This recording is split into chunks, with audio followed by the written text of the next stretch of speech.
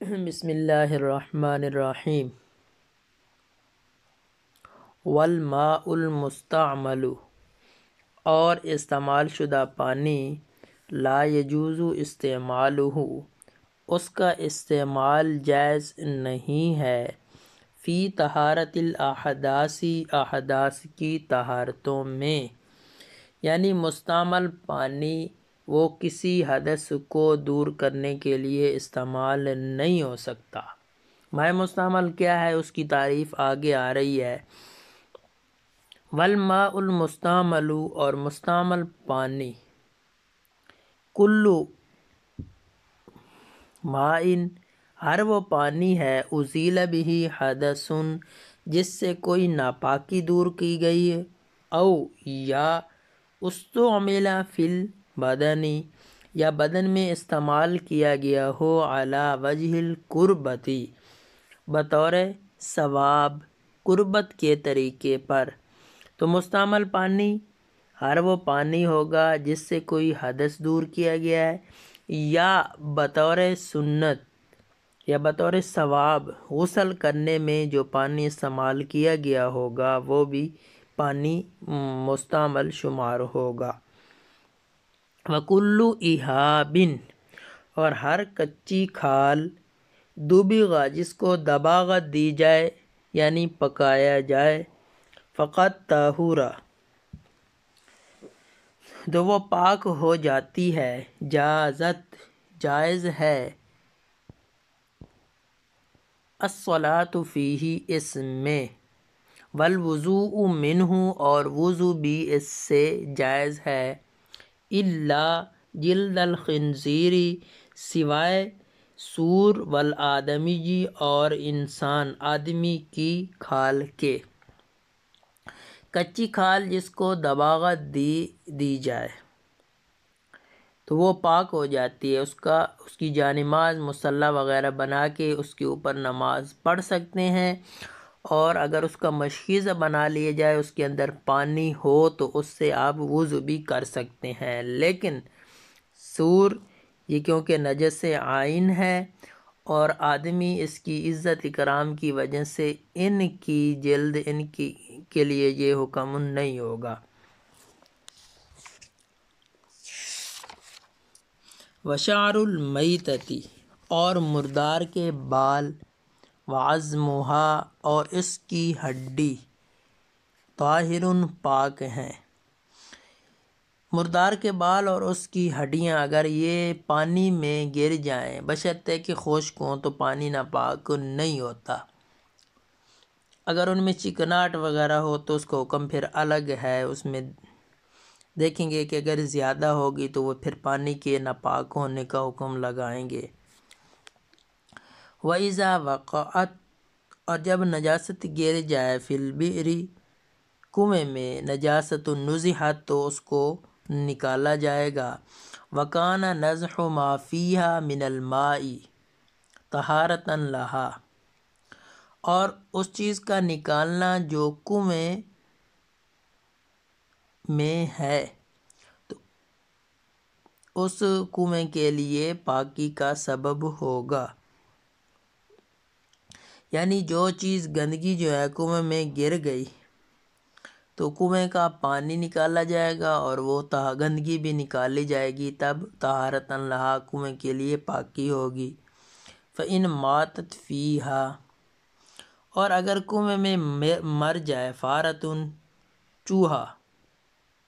او عصفورۃ، یا چڑیا، او صعوۃ،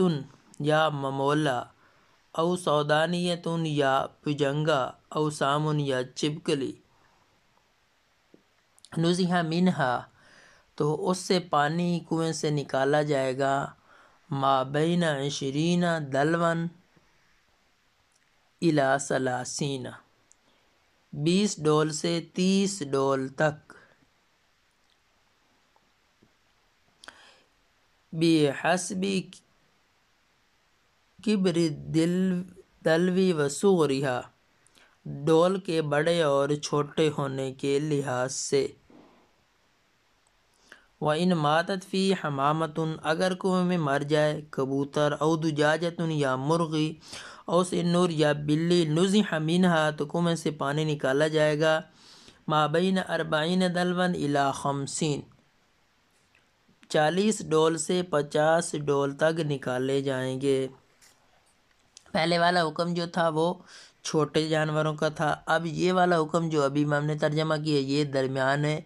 والے جانوروں کا حکم ہے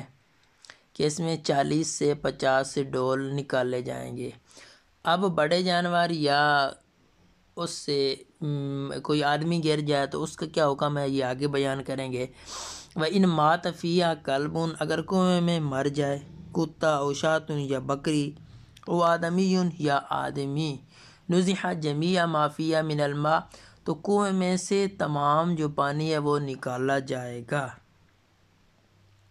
وَإِنِ انْتَفَخَ الْحَيْوَانُ اگر حیوان کنویں میں جو حیوان کنویں میں گر گیا ہے وہ پھول گیا، او تفسخ یا پھٹ گیا، نزح جمیع ما فیہا صغر الحیوان او کبورہ تو نزح ما فیہا صغر الحیوان او کبورہ تو کنویں سے سارا پانی نکال دیا جائے گا جو اس میں ہے، خواہ جانور چھوٹا ہو یا بڑا۔ یہ تیسرا جو حکم تھا کہ بڑا جانور یہ انسان گر گیا تو کنویں سے سارا پانی نکال لیا جائے گا۔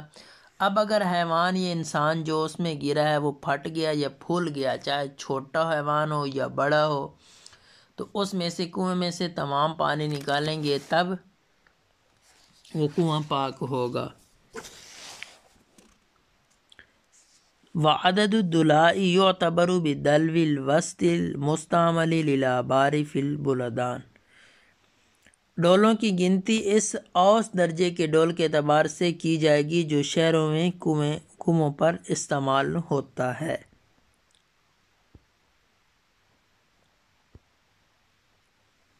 فَإِن نُزِحَ مِنْهَا بِدَلْوٍ عَظِيمٍ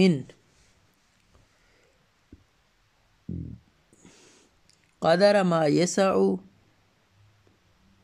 من الدلاء الوسط احتسب به اور اگر کنویں سے بڑے ڈول کے ذریعے اتنی مقدار نکال دی گئی جو درمیانی ڈولوں میں سماتی ہو تو پھر اسی سے حساب لگایا جائے گا۔ یعنی کنویں میں جس ڈول سے پانی نکالنا ہے پاک کرنے کے لیے تو درمیانے درجے کے ڈول کا اعتبار کیا جائے گا، اور اگر بڑے ڈول سے نکال لیا گیا تو بڑے ڈول کا حساب چھوٹے ڈول کے ساتھ کریں گے کہ چھوٹے درمیانے جو ڈول ہیں اگر وہ 2 ہوں تو بڑا 1 ڈول بنتا ہے، تو پھر اگر جہاں ہم نے درمیانی ڈول سے 40 نکالنے تھے وہاں بڑے ڈول سے 20 نکال دیں گے۔ اسی طرح اگر چھوٹے ڈول سے ہم نے 50 نکالنے تھے تو اگر بڑے ڈول سے نکالنے ہیں تو پھر 25 نکالیں گے۔